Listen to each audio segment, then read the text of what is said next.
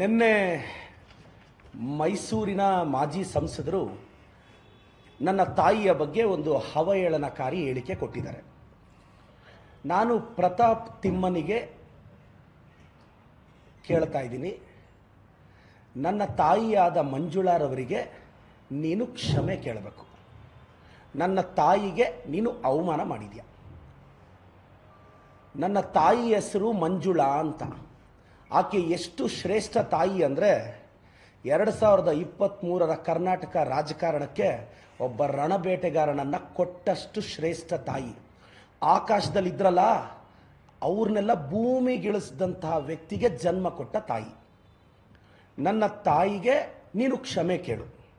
ನನ್ನ ತಾಯಿ ಎಲ್ಲೋ ಸ್ವರ್ಗದಲ್ಲಿದ್ದಾರೆ, ನೀನು ಅಲ್ಲಿಗೋಗಿ ಕ್ಷಮೆ ಕೇಳಬೇಡ. ಯಾಕೆಂದರೆ ನಿನ್ನಂಥವ್ರು ನರಕಕ್ಕೆ ಹೋಗೋದು, ಸ್ವರ್ಗಕ್ಕೆಲ್ಲ ಹೋಗಲ್ಲ.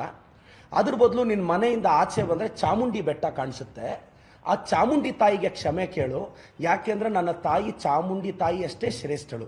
ಇಲ್ಲ ನಿನಗೆ ಆಚೆ ಬರೋಕ್ಕಾಗಲಿಲ್ಲ ಅಂದರೆ ಮನೆಯಲ್ಲಿ ಸೀತಾದೇವಿ ಫೋಟೋ ಇದ್ದರೆ ಸೀತಾಮಾತೆಗೆ ಕ್ಷಮೆ ಕೇಳು.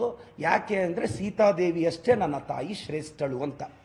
ನಿನಗೆ ಸ್ತ್ರೀ ಕುಲದ ಬಗ್ಗೆ ಗೌರವ ಇದ್ದರೆ ನನ್ನ ತಾಯಿಯ ಬಗ್ಗೆ ನೀನು ಮಾತನಾಡಿದಂಥ ಹೇಳಿಕೆನ ವಾಪಸ್ ತೆಗೆದು ಕ್ಷಮೆ ಕೇಳಬೇಕು.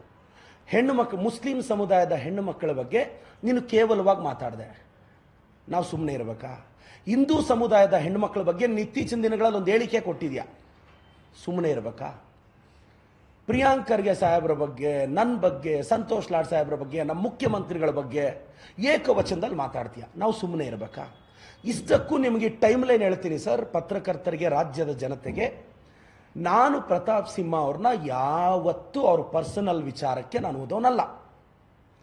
ಆತ ಒಂದು ವಿಚಾರ ಮಾತಾಡುವಾಗ ಇಂಡಿಯನ್ ಎಕ್ಸ್ಟರ್ನಲ್ ಡೆಪ್ಟು ChatGPTಯಲ್ಲಿ 60,000 ಕೋಟಿ ಇದೆ, ಬರೀ ಭಾರತದ ಸಾಲ 60,000 ಕೋಟಿ ಅಂದ.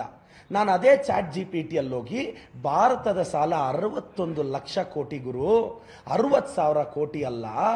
60,000 ಕೋಟಿ ಅಂದರೆ ನಮ್ಮ ಬ್ಯಾಂಗ್ಳೂರ್ದು ಬಡ್ಜೆಟ್ಟು. ಅಷ್ಟು ಸಾಲ 61 ಲಕ್ಷ ಕೋಟಿ ಅಂದರೆ ಆವತ್ತು ಪ್ರತಾಪ್ ಸಿಂಹ ಅವರು ಮೈಸೂರಲ್ಲಿ ಅಪ್ಪನ ಬಗ್ಗೆ ಡೌಟ್ ಇದ್ದರೆ ಅಪ್ಪನ ಗೊತ್ತಿಲ್ಲದೆ ಇರೋರು ಅಂತ ಮಾತಾಡ್ದ. ನಾನಾದರೂ ಲಿಮಿಟ್ ದಾಟಲಿಲ್ಲ. ಮಾರನೇ ದಿನ ಆಸ್ತಿಯಲ್ಲಿ ಭಾಗ ಬೇಕಾ ಗುರು ಅಂದೆ. ಹಂಗೆ ಯಾಕಂದೆ?